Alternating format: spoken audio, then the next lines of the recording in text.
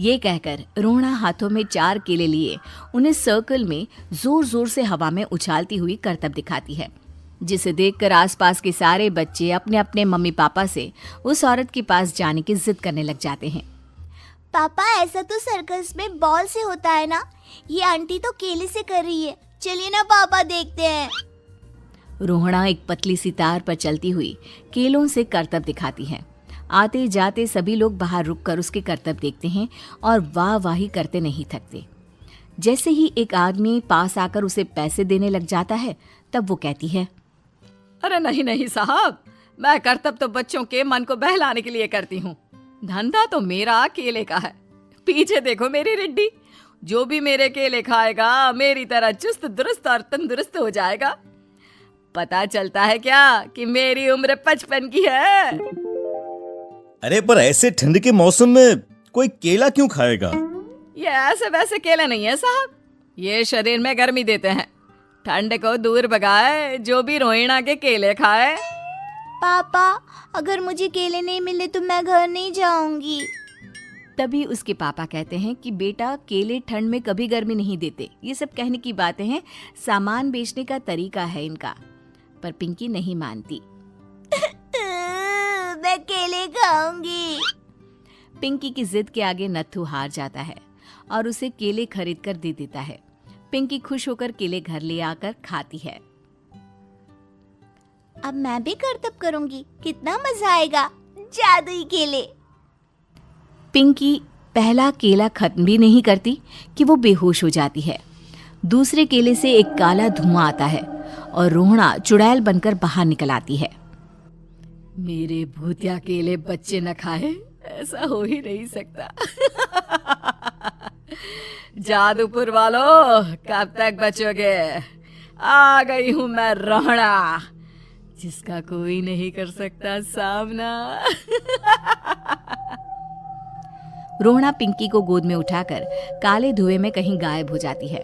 शाम के वक्त नत्थू घर लौटता है और पिंकी को घर में ना पाकर उसकी माँ से कहता है, माँ पिंकी कहाँ है? अरे बेटा, उसे तो तू सुबह करतब दिखाने ले गया था ना, फिर कहाँ वापस आए तुम दोनों? मुझे लगा तू उसे अपने साथ मंडी ले गया होगा। हे भगवान, मेरी बच्ची कहाँ गई? मैं उसे घर ही तो छोड़कर गया था माँ। नत्थू गांव के घर कोने में अपनी बेटी को ढूंढता है, पर उसे वो कहीं नहीं मिलती। परेशान होकर आखिर रो रो कर नत्थू हिम्मत हार कर घर लौट आता है। अगली सुबह रोहणा फिर से करतब दिखाने आती है और इस बार पिंकी की तरह रोनी केले खरीद लेता है। 50 रुपए दिए थे पापा ने, सारे पैसों की मैंने केले खरीद लिए हैं। अब मैं भी आंटी की तरह ही करतबबाज बन जाऊंगा। यही सोचते हुए रोनी केले खाता है और पहला अकेला केला आधा खत्म भी नहीं करता कि चुड़ैल उसके सामने आ जाती है। मेरे साथ चलने का समय आ गया है रोनी। ये तो बस शुरुआत है।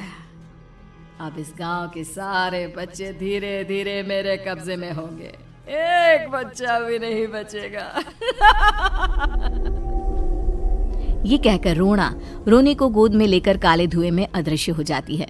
इसके बाद हर रोज गांव में से कोई ना कोई बच्चा गायब होता, पर ऐसा क्यों हो रहा है किसी को भी समझ में नहीं आ पा रहा था। रोज की तरह अपनी बेटी पिंकी की तलाश में नत्थू गांव के एक तालाब के पास बैठा रो रहा था। कहाँ गई मेरी पिंकी? शकुंतला के जाने के बाद एक वही तो मेरा सहारा थी। अरे उसकी आत्मा कोस रही होगी मुझे कि मैं अपनी बच्ची को संभाल भी नहीं पाया। नत्थू ये कहता हुआ रो ही रहा था कि तभी तालाब में से उसे शकुंतला की आवाज सुनाई देती है। कहाँ थी तुम शकुंतला? हमारी बच्ची और सारे गायब हुए बच्चे रोहणा के कब्जे में हैं। वो बच्चों को जो केले देती है उससे बच्चे बेहोश हो जाते हैं और उसके कब्जे में आ जाते हैं और वो उन्हें ले जाकर काली दुनिया में ले जाती है।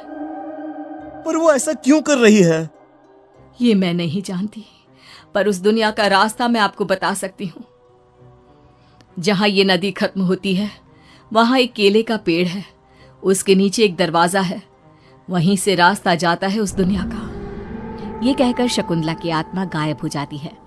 गांव के सभी लोग झुंड बनाकर उसी रास्ते से काली दुनिया में चले जाते हैं और वहां देखते हैं कि सारे बच्चे वहां काम कर रहे थे। पापा मुझे ले चलो यहाँ से। पापा पापा। सभी बच्चे अपने मम्मी पापा से लिपट जाते हैं। तो तुम लोग यहाँ तक आ गए?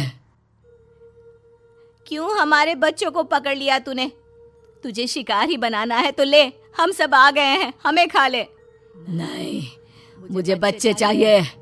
मेरे बच्चे के बदले तुम लोगों के बच्चे। क्या मतलब?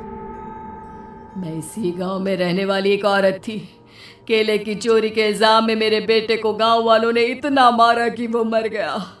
उसी दिन मैंने ठान लिया कि गांव वालों का भी वही हाल करूंगी। कुछ दिन बाद बेटे के चले जाने के दुख में मैं भी मर गई और मेरी भटकती आत्मा एक चुड़ैल बन गई। और फिर मैंने बदला लिया तुम सबके बच्चे छीनकर। बर्दाश्त नहीं कर पाए ना? सोचो मुझ पर क्या बीती होगी। हमें माफ कर दो रोना। पता नहीं ये किसकी गलती थी, पर हम सभी माफी मांगते हैं। हमारी खुशियां लौटा दो, तुम भी तो एक माँ हो। गांव वालों की बात सुनकर रोना का मन पिघल जाता है और वो बच्चों को छोड़ देती है। उसके बाद काली दुनिया बच्चों के लिए जादुई दुनिया बन जाती है। अब कोई भी कभी भी वहां आ जा सकता था।